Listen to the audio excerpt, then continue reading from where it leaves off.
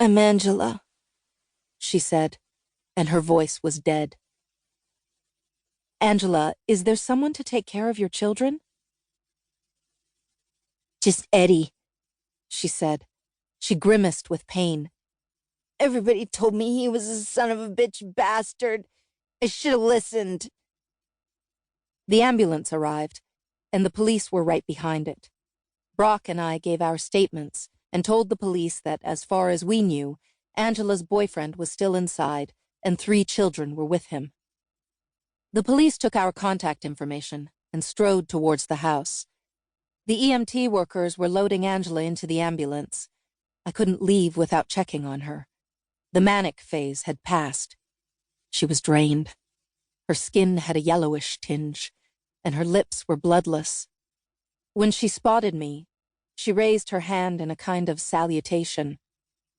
"See you around, Joanne," she said.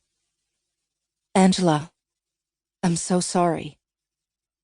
Something in my words ignited her. Angela's tone was scathing. "So you're sorry, and everything's all right again," she said. "Everything's fixed. Joanne, you seem like a nice lady, but you're fucking clueless. Nothing's ever fixed for people like me." The EMT workers closed the doors, and I turned to see an old Aboriginal woman wearing trousers, a hunting jacket, and men's bedroom slippers come out of the house across the street from Angela's. The stuccoed 2-story at 12 Rose Street had caught my eye on earlier runs. First, because it was seemingly in good repair, and second, because it was painted an eye-scorching shade of mustard yellow. The old woman found a place on the sidewalk beside Brock. As the ambulance disappeared around the corner, she clicked her teeth. "But as for the murderers and the sexually immoral, their portion will be in the lake that burns with fire and sulfur." Revelation 21:8. Her eyes, black as pitch, fixed themselves on me. "The Bible isn't talking about that girl. She is blameless. So are the other ones who are forced to commit indecent acts. The lake of fire and sulfur burns for the evil ones, the ones who break innocent bodies and steal souls." Her words, still hanging in the air.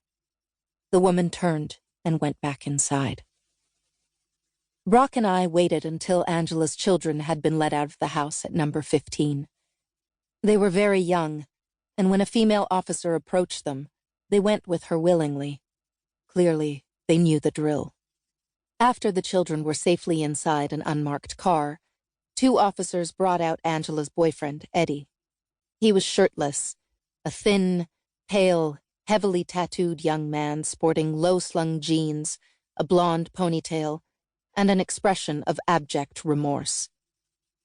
As the officers shepherded him into the back seat of the squad car, Eddie was cooperative. He, too, knew the drill.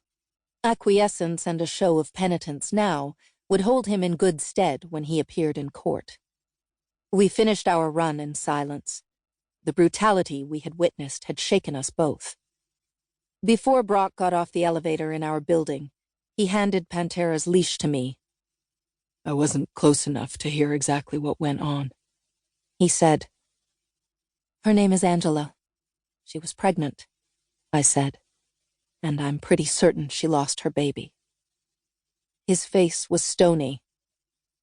"That may not have been the worst outcome," he said. Zack was at the breakfast table with the morning paper when the dogs and I came in. "How was your run?" "Fine," I said. I swallowed my urge to tell Zack about Angela. "The weather should be great for the opening." "Speaking of," he said, holding out the morning paper, "check this out." A photo of Zack and Brock was on the front page. "Nice-looking dudes," I said. "What did they do?" "Read the story," he said. "It's a very favorable account of what the Racette-Hunter Training and Recreation Community Center will mean for this city." I skimmed the article. "Absolutely glowing," I said.